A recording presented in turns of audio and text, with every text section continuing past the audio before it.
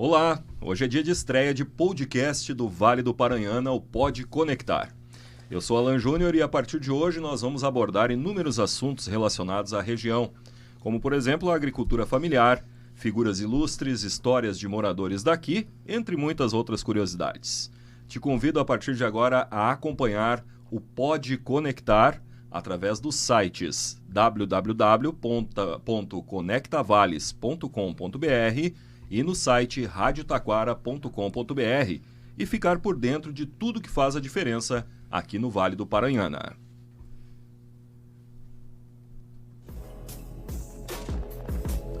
O Pode Conectar é um projeto do programa Acelerando Negócios Digitais, no Centro Internacional de Jornalistas, o ICFJ. A partir de agora, então, você acompanha o primeiro episódio do podcast Pode Conectar, que hoje vai trazer para a conversa o presidente do Sindicato dos Trabalhadores Rurais de Taquara, João Carlos Brito, o vice-presidente do Sindicato Rural do Vale do Paranhana, Dankwart Bley, e a chefe do escritório da Emater Ascar de Taquara, Karine Barros. Em primeiro lugar, quero dar uma boa tarde para vocês todos, sejam muito bem-vindos. Boa tarde, Alan, e boa tarde a todos os telespectadores aí. Hoje nós vamos falar então sobre pequenos agricultores, que é o assunto voltado aí ao trabalho de vocês, né? Então eu queria saber um pouquinho de vocês, como é que é o trabalho da agricultura familiar, que é muito disseminada aqui na região do Vale do Paranhana. E as primeiras perguntas são as básicas, assim, para a gente dar início ao nosso bate-papo aqui no Pode Conectar, né? Qual seria o número atual de agricultores familiares, pequenos agricultores aqui na região? Vou começar perguntando então para o nosso amigo Dank, lá do Sindicato Rural, não é mesmo? Boa tarde. Boa tarde.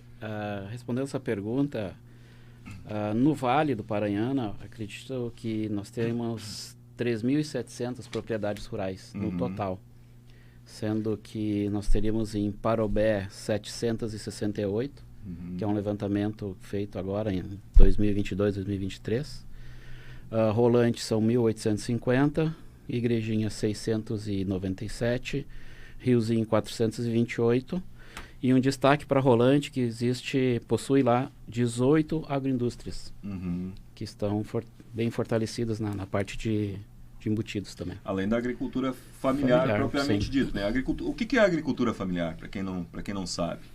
Bem, Alan, eu acho que eu posso responder. Por favor. Agricultor familiar quem é? É aquela propriedade que ela é administrada e trabalhada pela família, onde o pai, a mãe e os filhos trabalham fazendo todo o trabalho da propriedade, certo?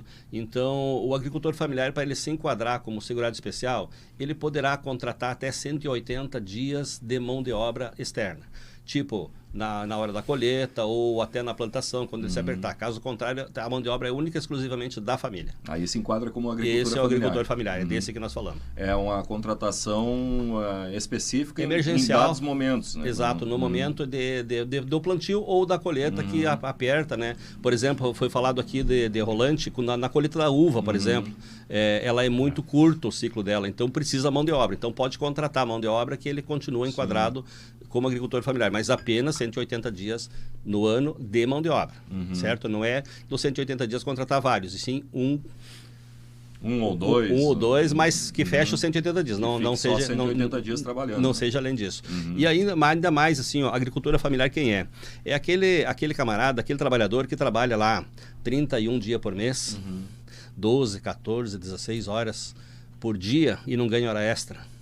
Trabalha o ano todo e lá no fim do ano não tem o 13º, não tem férias e também não tem fundo de garantia. Esse é o trabalhador rural. E agricultor familiar. Muito das intempéries, né? Exatamente. Do clima, né? Que é uma coisa que vem trazendo diversas preocupações e problemas para os agricultores aqui da região. Né? Exato. E além disso, ele ainda é aquele trabalhador que trabalha muitas vezes 6 meses sem receber salário. E eu posso dizer por quê. Se ele fizer uma plantação de milho, ele vai levar 6 meses para fazer a colheita. Então ele não vai receber nada antes. Sim. Ele corre o risco de ainda dar uma seca e aí perder a sua safra toda e não receber salário lá no final dos 6 meses. Então é a única profissão que trabalha muito sem saber quanto vai receber e se vai receber lá no final. Sim. Quais são as principais culturas que são produzidas aqui? Eu vou falar com a Karine, que é representante da Emater. aqui, seja na região, né, o que você conhece, e mais especificamente por Taquara, que é onde você trabalha efetivamente. Boa tarde, Karine. Boa tarde, Alan, aos nossos representantes aqui dos sindicatos, nossos parceiros. Eu digo assim que quem trabalha no meio rural é uma montanha-russa, né? De alegrias e também de muitas tristezas, porque a gente tem enfrentado, como tu já falaste, a situação de nós viemos, né, de uma quarta seca e aí depois agora com esse período de enchentes e inundações, né? Então, tu falavas da questão das culturas, né? Hoje, na nossa região, a gente tem muito forte a questão da olericultura, né? Que é a aipim, principalmente, nas propriedades. Seja ele para venda ou seja ele aipim também... é o mandioca, né? Porque a gente não sabe onde Sim. vão assistir. Ou a macaxeira, né? Ou macaxeira também, né? Com os agricultores da nossa região, o aipim seria o nosso de consumo. E a mandioca é a mandioca brava que é para dar para os animais. Para nossa região, no caso. Isso. Né? Essa é a diferenciação que a gente tem aqui, né? Na região mais central do estado, eles têm a mandioca como a de comer. Então... Eu vou fazer um parênteses, que eu lembro do meu avô, que me xingava muito por causa disso. Eu chegava lá e falava aipim, né? Que eu queria aipim. E ele, não é aipim, rapaz, é mandioca. Para eles, lá na região central, em Carazinho ali. Então, para eles, realmente, a mandioca é chamada como o aipim, não é a mandioca brava, como para nós aqui, né? Sim, realmente. Então, essa é uma cultura muito forte aqui e muito baseado também porque ela não é uma cultura principal das propriedades, mas é o que dá muito sustento para as propriedades. A gente teve em 2014, a gente teve a chamada pública da bovinocultura de leite. Então, foi uma característica que chamou muito a nossa atenção, porque a base principal da propriedade era o leite e como secundário era o aipim. Porém, eles ganhavam praticamente a mesma coisa cultivando o aipim. Porque por mais que eles tinham a cada 15 dias o valor do leite... Sim. E vendiam picado, eles não faziam as contas de quanto que o aipim gerava para eles. Olha só. Então, uma característica muito forte aqui da nossa região é isso. E também as hortaliças, né? De um modo geral. Dá para se dizer que o aipim e o leite são as maiores produções aqui da região? Hoje leite não. Hoje nós vamos pro gado de corte. Gado de corte. Daí tem a questão da agropecuária também, que a gente levantou antes aqui também, né? Que tem sido mais forte, né? E até porque a nossa região já foi a maior bacia leiteira do estado aí nos anos 70. Pois a gente conversou uma vez sobre isso, né? Exato. Só que com essas mudanças que teve aí, né? Muitas normativas e o envelhecimento dos produtores de leite, as propriedades foram ficando abandonadas, principalmente a questão do leite. E quem ficou na propriedade migrou para o gado de corte, como o Dunk diz aí, né?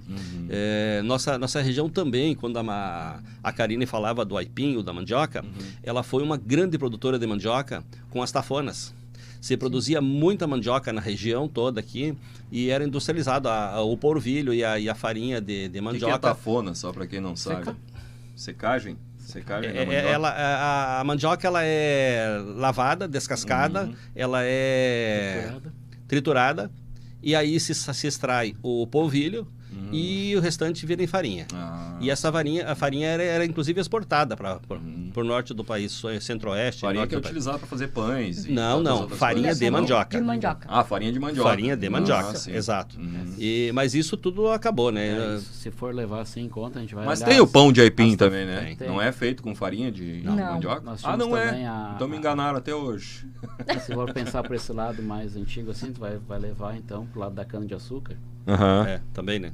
Cana-de-açúcar também era forte aqui na região. Muito forte. Era açúcar mascavo, era melado, até tinha situações aqui que nós tinha a cachaçaria Fischer ali, que comprava cana de toda a região. Isso tudo foi-se. Foi-se acabando. Foi-se acabando. Mas o que será que motivou essa queda, essa redução? Mercado. Situação do mercado. No caso da cachaçaria, Cachaça São Paulo, né, que não é cachaça de verdade, é uma mistura química lá, vai competir com a de verdade. Não tem como. Aqui na região do Vale dos Sinos, ali quem vai também para a região da Serra, pela BR-116, a gente tem algumas cachaçarias Sim, novas mas ali, são né? artesanais. Ivoti tem algumas Ivoti, ali, né? São isso, cachaçarias artesanais, não tem aquele volume que tinha o Fischer, por Ah, exemplo. sim, não fazem era volume, né? Não, e se também tem o caso, vamos agora começar a apertar o dodói. Vamos chegar lá nos impostos. Nosso estado é o pior estado do Brasil em imposto. Até por causa da legalização, né, Alan? A gente está falando, assim, de um contexto, por exemplo, das tafonas, isso é um processo industrial, né? É um processo de lavagem, tem todo um procedimento que tem que ser. E hoje, vamos partir para a questão sanitária, né? Saúde pública. Então, a gente esbarra... Isso também dificulta. Sim. Também dificulta, até porque depende muito... nós vamos falar de região, né? Depende muito de como... que o município está aberto a dar possibilidades para os munícipes que querem legalizar uma agroindústria, né? Ou até uma pequena indústria. Então, a mesma lei que vale para um pequeno produtor, hoje também vale para um grande que tem altas produções. Então, isso acaba dificultando. Consequentemente, mais possibilidade de investimento. Com certeza. E fazer o que eles pedem, né? Porque Mas, Alan, para te continuar comendo o teu pão de aipim bem tranquilo, ele não é feito da farinha de mandioca, mas é feito do aipim cozido. Do aipim mesmo. A raiz cozida, ela é esmagada e aí... Não estava sendo isso aí. totalmente enganado, então. Não. Mas tem farinha de trigo junto também, né? Isso. Também, Em alguns casos, né? Bom, também fica à tem vontade. uma parte que a apicultura está crescendo muito na nossa região. Sim. Tá? Que é muito... Apicultura, para quem não sabe, é a criação de abelhas. Né? Sim. Os aluguéis de colmeia. E também a piscicultura, existe uns projetos bem legais, tanto da Emater como das prefeituras, em aumentar a produção de peixes. Até por sinal, nós fizemos uma piloto, agora mês passado, no início do mês, no sindicato lá em Taquara, de uma feira do peixe vivo. Foi uma piloto, só para ver o que ia dar. Conseguimos vender 240 quilos de peixe. É mesmo? E o pessoal perguntou se ia ter toda semana. Eu disse, não, vai ser uma vez por mês. E agora em novembro nós já vamos falhar por falta de peixe. Falta de peixe. Ninguém E isso tem que peixe. a nossa região aqui, ela é riquíssima em água, né? Tem muito açude aí, mas tá faltando algum incentivo para o pessoal continuar produzindo peixe, né? Eu ia mesmo perguntar qual é o motivo da falta de peixe, porque a gente tem quase todas as propriedades rurais aqui da região tem açude, né? Criação de peixe. Tu só vai produzir alguma coisa que tu pode vender. Tu vai para teu consumo. Todo mundo tem para o seu consumo. Mas para poder vender, existe uma burocracia. A maioria faz peixe para vender na Semana Santa. Peixe vivo, vai lá na taipa, tira e vende. Para não entrar na parte sanitária. Da legalização. Da legalização. Nós tivemos que preparar todo o ambiente lá no sindicato, na sede, para fazer o abate do peixe humanizado, rezava o Pai Nosso para ele e tal. Mas tivemos que fazer, tá? E o produtor rural não consegue fazer isso. Nós temos abatedor de peixe em Rolante, temos abatedor de peixe em Parobé, Taquara tem também, só que tem que entrar, ele está fora das normas, então ele existe Taquara. Estando fora das normas, consequentemente não pode ele funcionar. não pode funcionar, mas eu vou te dizer, ele até trabalha nas possibilidades dele, não tiro os méritos dele também. Ele está sobrevivendo daquilo ali. Sim. Só que tem cobranças assim que, pô, não vamos entrar no mérito da parte sanitária. Porque, cara, é uma das partes que mais dificulta o trabalho hoje em dia da agricultura familiar. De qualquer e da agricultura em geral, enfim. O Senar, tanto a Emater também, fornece cursos de profissionalização. Cursos de fazer doces caseiros, bolachas, tortas, pão caseiro. Tu não pode vender. Eles ensinam a vender, nós ensinamos a fazer, e chega na hora de vender, não pode vender para o público. Se tu quiser vender, tu tem que ter uma sala especial, tu tem que ter um ambiente todo controlado, tu tem que ter um veterinário para liberar, dependendo se for proteína, né? E daí, onde é que nós vamos parar com isso? Fica um custo muito alto daí para uma produção pequena, né? Daí tu sobe um pouco o estado aqui, vai subindo.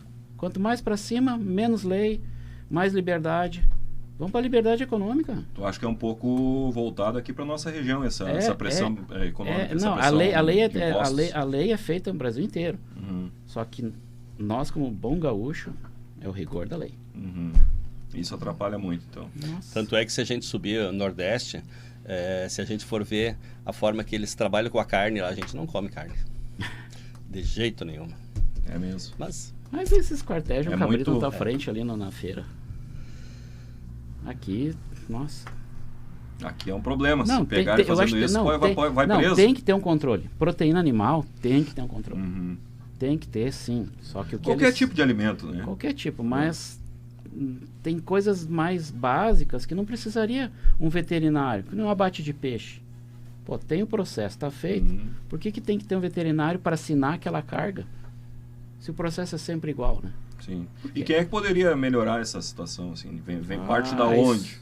Quem é que poderia trabalhar para melhorar isso? Governo, né? Entidades que vão apertar nossos deputados, vão criar uma lei, fazer alguma coisa nesse sentido. É o acesso à política pública, né? Eu acho que isso, num contexto que nós trabalhamos, né? A gente está com os 2 sindicatos, nós que somos uma prestadora de serviço oficial do Estado.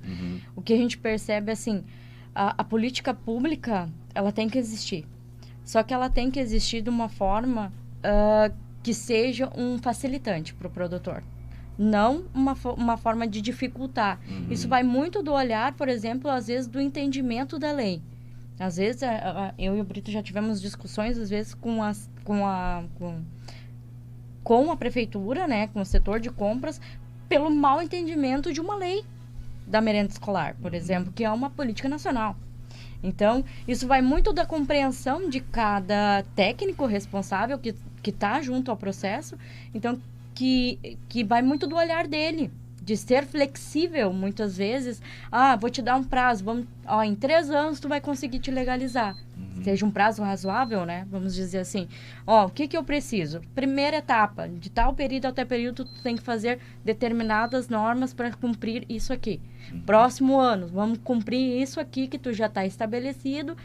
E daí tu consegue dar, vamos dizer, asas para o produtor conseguir fazer com que a sua comercialização entre no mercado. E previsão, né, para que ele possa ir trabalhando etapa por etapa para conseguir chegar a um ponto, né? Isso, e é mais questão do olhar do técnico mesmo, que a gente percebe muitas vezes é isso. Essa flexibilização é muito do olhar do técnico. Porque às vezes é colocar a Bíblia debaixo pessoal, né? Isso, botar o manual de boas práticas ali e tipo, é isso aqui que eu vou seguir e é isso que eu quero. Ninguém está dizendo que não quer cumprir a lei. Muito pelo contrário, até porque estamos falando de saúde pública. Então, é mais nesse sentido, assim, da gente colocar a política pública de forma com que o produtor também tenha suporte e que ele consiga fazer as exigências que eles pedem sanitariamente. Então, e a gente tem, né, como entidades que vamos dizer, damos suporte aos produtores, que impulsione eles, né? Que a gente dê apoio, que a gente consiga. E também, muitas vezes, ficar também no pé do produtor, né, Brita? Porque a gente diz, tem que tirar nota fiscal, tu tem que estar estabelecido dentro das regras, das normas. Mas e os recursos? Hoje nós temos políticas públicas voltadas a crédito. O produtor tem acesso a crédito rural para isso. Então, para se legalizar, se for de desejo dele, né? Então, isso, eu acho que as políticas públicas, elas vêm para auxiliar. Claro que daí falta um pouco de entendimento de alguns técnicos voltados à questão sanitária. Daí. E essa reunião do sindicato com a Emater, não tem como o sindicato dos trabalhadores, sindicato rural aqui da região, não tem como, pressionar ou conversar com os políticos responsáveis, com as pessoas, os técnicos, para que se facilite essa situação? Isso a gente tem feito, Alan, e não é de agora, é bastante tempo. Eu sei que esse é o trabalho de vocês, mas eu tenho que perguntar, né? Claro. Mas olha só, infelizmente, a gente esbarra no poder público, na gestão municipal. Gestão municipal. Gestão municipal, porque assim, o que a Karine falava aí, primeiro tem que haver o entendimento dos técnicos do município. Se não haver isso, já não segue em frente, né? Gestão municipal da vigilância sanitária, no caso, ou a gestão prefeitura em si. Não, é meio de geral, porque assim, não é só a vigilância, né? Porque tem outros órgãos que fiscalizam também as partes burocráticas, né? Então, quando a gente consegue alinhar, muda a administração. E aí começa tudo de novo. E aquele técnico que estava do teu lado num governo, no outro governo já não está mais. Pois é. Vamos abrir um parênteses. Hoje, nós temos uma prefeitura da região que está voltada a ajudar o pessoal que não estava, né? Quando entrou essa administração, estava sucateada a nossa agricultura. Literalmente estava uma sucata. E se voltar à administração anterior, volta tudo para baixo. Falamos de Taquara aí. Não ia dar não para os bois, né? Não, mas falamos de Taquara, claro. Que nós aqui Brito somos Taquara. É do sindicato de Taquara e a Emater também de Taquara. Mas esse é o detalhe. Também está localizado em Taquara, mas é o que o Brito estava falando, é o processo. Hoje a Secretaria da Agricultura de Taquara está, pelo menos eu vejo, que está alinhada com o sindicato, com nós, com a Emater. Ele procura e dá sugestões e nos cobra também. Só que isso vai mudar se não continuar, né? E daí quebra a cadeia de novo. E daí... Quebra o ciclo e aí começamos de estaca zero. E isso a gente tem feito já, e eu acho que eu sou o único aqui, porque a Karine está aqui há pouco tempo, né? A Karine e o Dunk também há não tanto tempo. Eu falo ligado ao sindicato, né? Mas isso a gente já passou aqui por várias administrações, né? E quando a gente pensa que a coisa vai andar, muda a administração e aí voltamos a estaca zero e aí fica complicado. E o que o Dunk dizia é de que Taquara, a gente pode assinar embaixo o que ele diz aí, a nossa secretaria, tanto é que nós nem Secretaria da Agricultura tínhamos em Taquara. Né? E agora passamos a ter e a secretaria nesse governo atual. Neste governo. E ela está equipada, né, de uma certa forma. Claro que os equipamentos que tem lá poderiam ser melhorados e renovados, né, porque tudo tem validade, né? Mas nesse governo aí a gente conseguiu avançar bastante. E em relação a isso, né, a patrulha, nós, Sindicato de Trabalhadores Rurais, somos uma alavanca dessa secretaria, porque assim, quase todas as máquinas que existem na secretaria hoje foram buscadas por nós. Né? Eu na condição de presidente aqui, nos últimos 3 anos aqui, consegui trazer três máquinas agrícolas para a patrulha agrícola, né? Então, isso a gente busca como? A gente busca através de emendas parlamentares. Então, é um trabalho que a gente faz contínuo aí para que as coisas aconteçam. Mas não basta ter a máquina.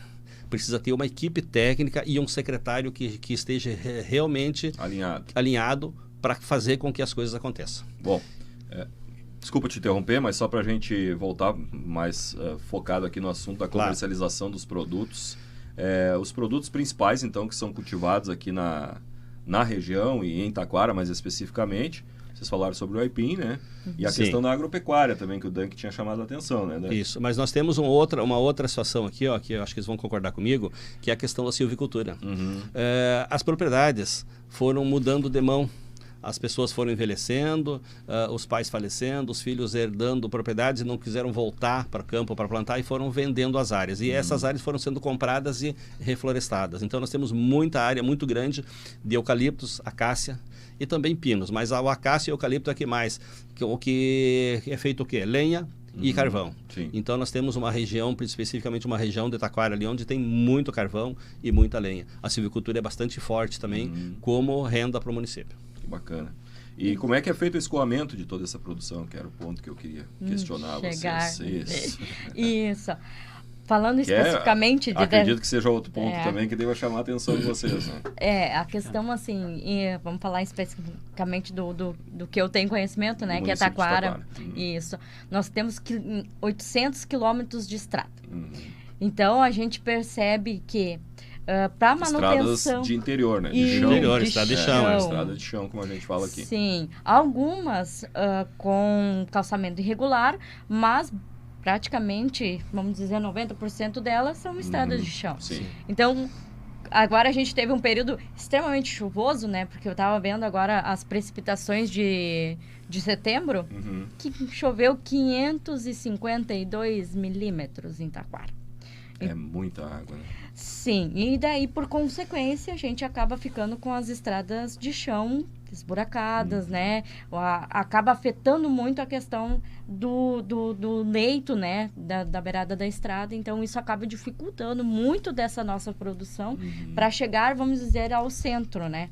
Então, por exemplo, produtores que vêm lá de Morro Alto, né? Pega uma estrada ruim, Morro Alto é interior do município de Taquara, né? Vamos pegar além do interior, pega Padilha. Batingueira, a Batingueira ainda tem um diferencial, que ela pega um pouco de estrada de chão, porém nós temos a 020, que é asfaltada. está melhor, né? Porque foi feito melhorias, porém é uma estrada também perigosa, né? Então, tudo isso para chegar até o centro, né, de comércio que seria aqui na cidade, né? Não foge muito de Rolante, a nossa região aqui de Igrejinha também, e a questão de Três Coroas, né? Que é uma região mais...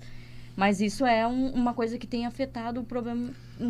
o escoamento da produção. Só para te ter uma ideia, Alan, na segunda-feira a gente chegou a conversar sobre isso. A estrada do Rio da Ilha era um rio. Sim. Então, literalmente, o Rio da literalmente era o Rio da Ilha, exatamente. O rio se mudou. A ilha era a tua casa, por exemplo, porque eu é. conversei contigo para ver se a gente ia poder marcar essa entrevista e falava, olha, tô ilhado aqui, Tava ilhado mesmo. Eu consigo sair. O rio sai do leito e corre na estrada. Você imagina um leito de rio na estrada com corredeira, o que sobra ali? O material que está floxo ali leva tudo. Vira uma buraqueira hoje mesmo. Para você passar lá é terrível, né? E tem dias, como segunda-feira foi um dia, que para sair de lá do Rio da Ilha só de helicóptero. Não tem como. Sim. Mas aí por que os nossos antepassados foram lá e colocaram as sedes das propriedades ali? Por que a estrada corre do ladinho do rio? Então deu uma chuva grande, de segunda-feira, trancou o Passo da Ilha, trancou Padilha, Rio da Ilha, tá todo mundo ilhado, não tinha como vir. Então quando dá, a gente sai pelos morros. Mas você imagina o produtor que precisa sair. Hoje as produções não são tanto, mas no passado, quando era o leite, que tinha que recolher todos os dias, quando dava essas enxurradas, como é que eles faziam? Acredito que isso possa ter sido um motivo de repensar a produção, né? Isso também eu acho que ajudou, né? Também ajudou. Então, quando tu pergunta qual é o nosso meio, é o meio... na base de caminhões, né? Não tem outro jeito. É caminhonete, caminhão. Caminhonete, caminhões. A maioria dos produtores tem seus veículos próprios, né? Quando a Karine falava de hortigranjeiros, eles vêm para a cidade nas combis, nas caminhonetes aí do próprio produtor.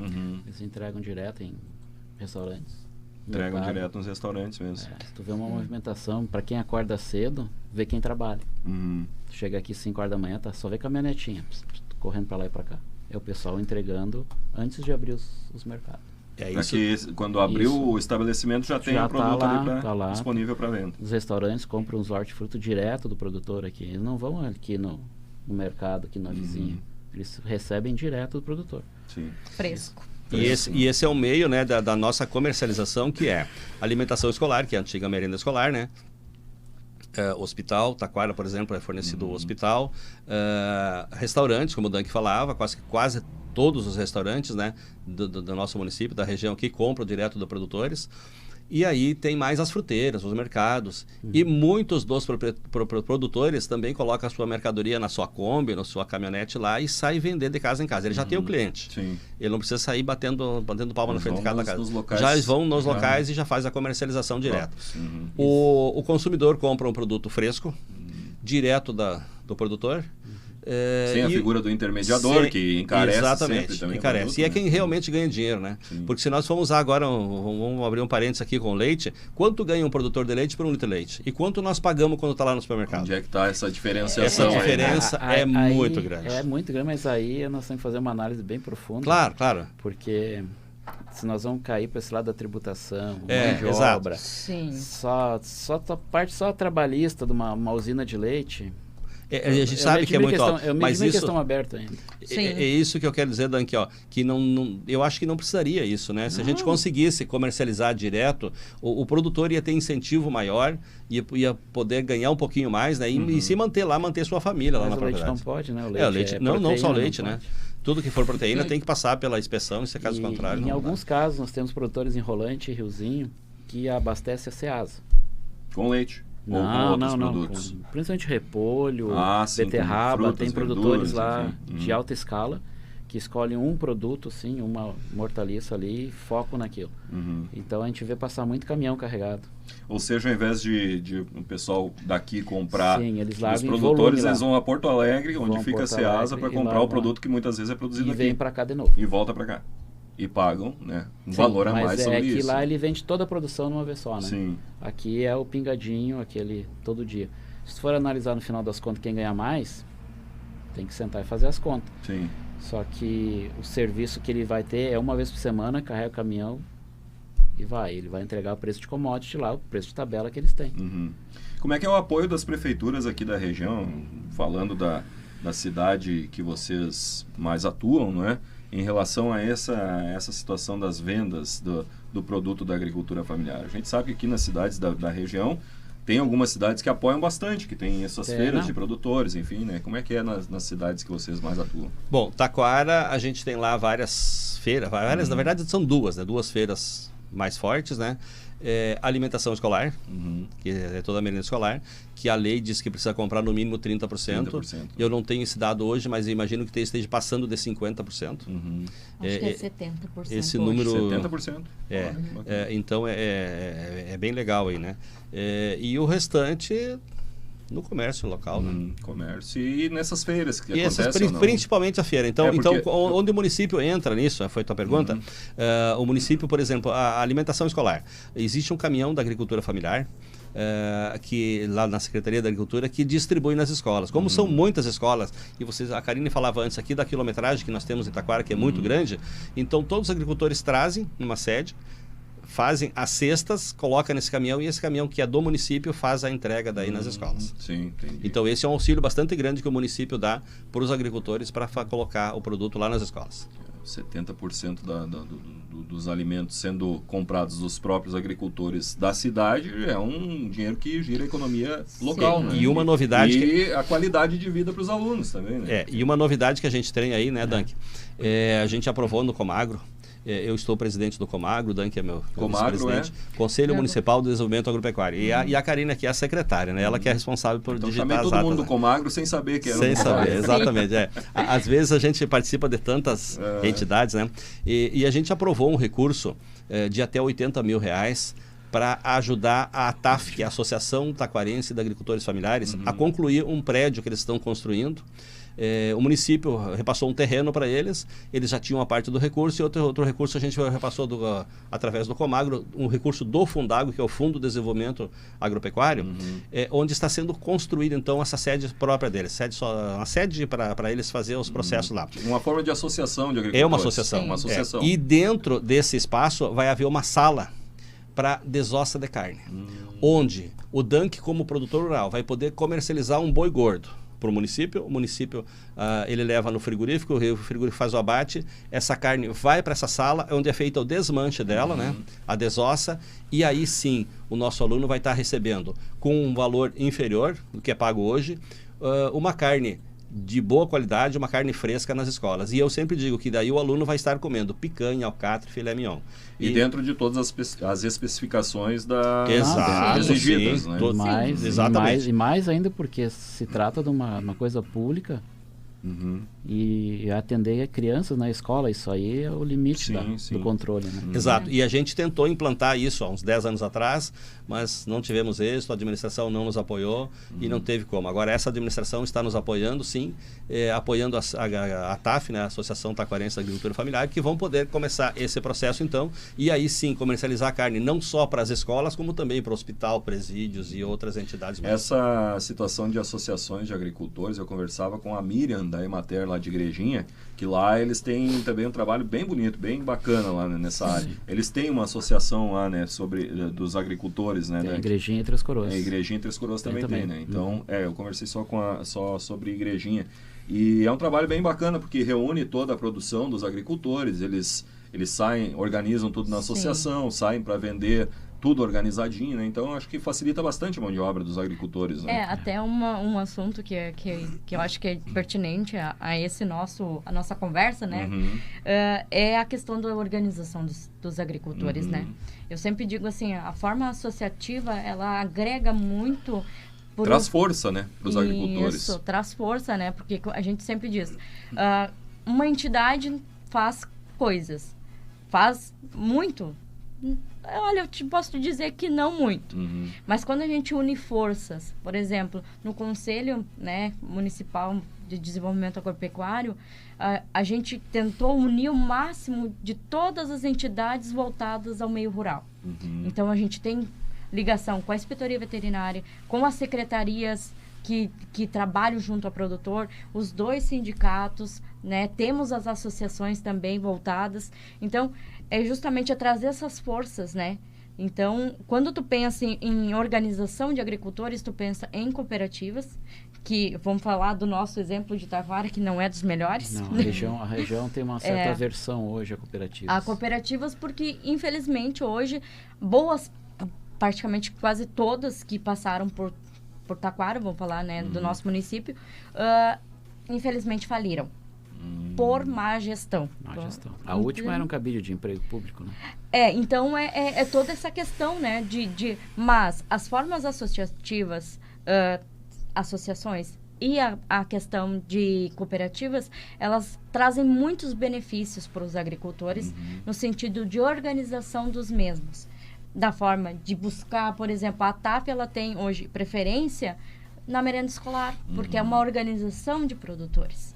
Então, sempre que tu tem uma forma associativa, seja uma cooperativa ou uma associação, tu consegue ampliar esses mercados para os agricultores. O que facilita muito. Porque não tem como o agricultor pegar uma caixinha do produto que ele está vendendo e ir lá na porta da prefeitura e bater lá e dizer que quer vender para a merenda escolar, né? Não é assim que funciona também, né? Não, mas a prefeitura hoje, tá, de Taquara, falando específico de Taquara, ela vê com bons olhos a agroindústria.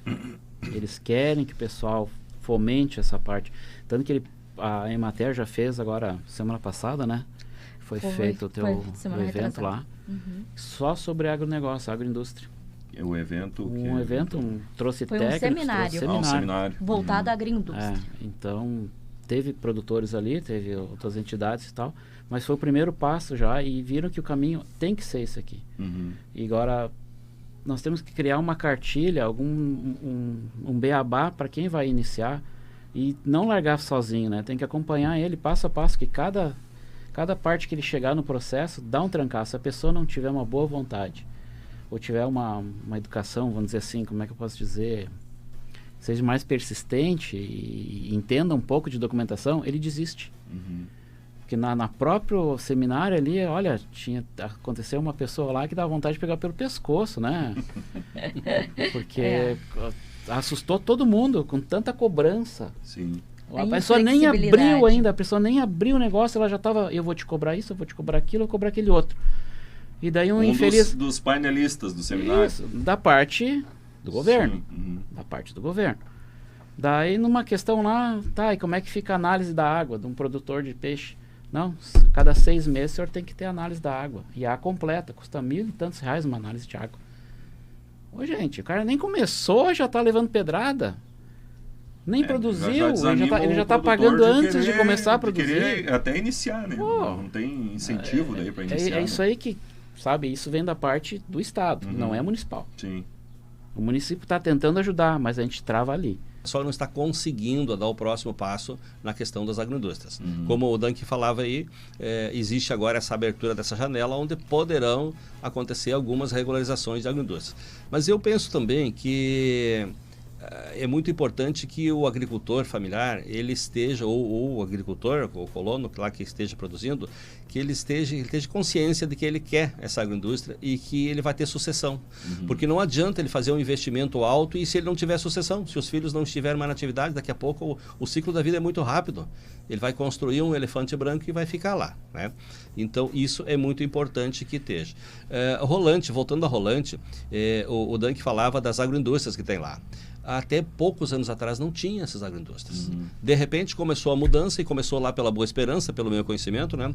Onde nós temos lá o Caminho das Pipas, é isso? As cantinas, né? As cantinas, onde o pessoal começou a regularizar as agroindústrias e a gente chega na Boa Esperança hoje, é uma do lado da outra. Sim. E todo mundo produzindo. E os filhos acabaram deixando o local, alguns acabaram retornando. Né? Tem outros tantos lá que já tem uma certa dificuldade de sucessão logo ali na frente, né? Mas hoje não, hoje a coisa está andando. Só que a Taquara a gente não consegue andar. E já estamos engatinhando nesse processo.